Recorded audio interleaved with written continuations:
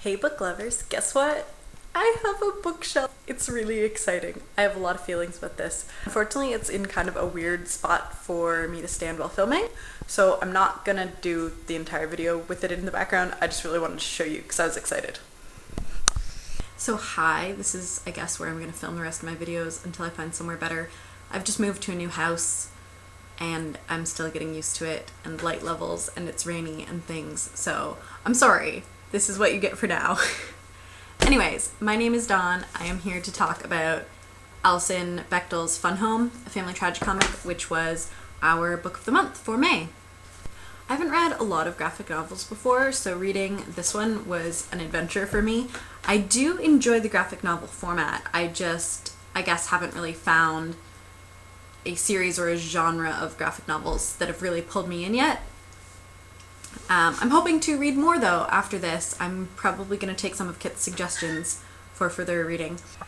I read the book in just a day or two after I got it, so I'm making this video a significant amount of time later. I really should have done it sooner because my thoughts are kind of slipping away and I find myself flipping through the book to remind myself of the points, but in some way that's good because I feel like the second time you read something you always get just a little bit more out of it, or at least something different out of it. The fact that this is a graphic novel makes me want to talk a little bit about the art. I'm no expert in art by any means, but I really enjoyed that it was all in black and white. It kind of made it seem a little bit more serious or meaningful in some ways. I know that's a total stereotype about things that are black and white, but in some cases it works. I also really enjoyed seeing the way that Alison drew herself in the various stages of her life as a child and as a young teenager and finally as an adult. Because not having seen photos of herself at those ages, I don't actually know what she looks like, and I'm wondering how accurate of a portrayal it was, but it really worked. You could tell that it was still the same person at different ages. So, A+ art skills right there, because it's way better than anything I could have done. I really liked how the book was divided up into sections and how each section had an interesting chapter name. They're on the front page there. Oh, you can read them, I hope. The titles, I thought, gave an interesting overview of what was going to happen in the chapter because it gave you enough to make you curious about it and to want to read more, but not so much that you were like, oh, well, now I know exactly what's going to happen. I loved that Alison Bechdel filled her book with all kinds of literary references. In some books, different literary references like that can feel forced or contrived. I think we've actually mentioned that with some of our previous books. But in this book, it seemed to very much represent the way that she and her father actually spoke and actually interacted with not only each other, but also the world around them. In some ways, I felt as though she was reaching desperately towards a point that she never quite grasped. And that for me was both good and bad. It's good because it forces you to think about what that point is and forces the reader to actually think and delve in and, explore to find what the meaning of the whole story was. But in some ways, I just felt almost let down because we were so close to reaching it.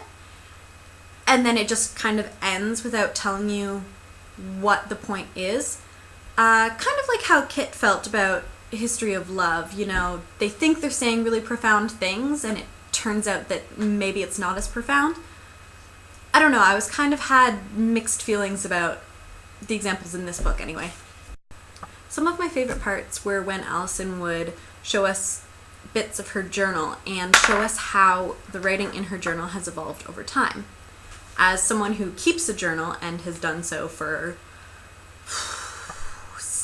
8-9 years, for a very long time anyway, I really love going back to my old journals and seeing what sort of things I wrote about and how I wrote and watching the way I write evolve. So it was really a personal connection to that, seeing the way that her writing evolved through her journal.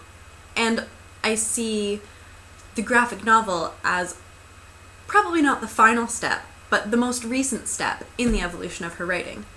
And it's really interesting to see how she's grown and changed, because really that's the point of the story.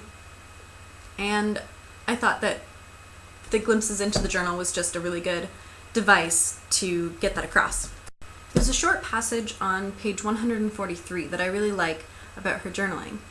She says, "Considering the profound psychic impact of that adventure, my notes on it are surprisingly cursory. No mention of the pinup girl, the strip mine, or Bill's 22. Just the snake, and even that with an extreme economy of style. Again, the troubling gap between word and meaning. My feeble language skills could not bear the weight of such a laden experience." I think anyone who writes or reads has experienced that feeling. The feeling that words can't always grasp what it is that happened or how you felt about a particular experience. You can try, and sometimes you can get really, really, really close, but there's always going to be that gap. And that's kind of the beauty of writing.